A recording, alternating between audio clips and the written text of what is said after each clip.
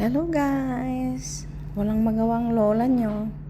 Kaya ito, magdidemo ako ng pakikialaman ko pala itong oxygenio machine sa facial. Kasi wala akong magawa mag-isa ko At wala rin akong model. Kasi yung isang nag-apply, hindi na yata in-absorb ni madam. Kasi mahiyain siya. Ayaw ni madam nang mahiyain. Gusto ni madam mabuka. Kaya ito sana gagawin ko sana sa kanya. Kaso wala na siya sayang. Ito machine na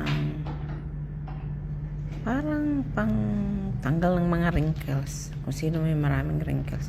Kaya lang wala akong serum.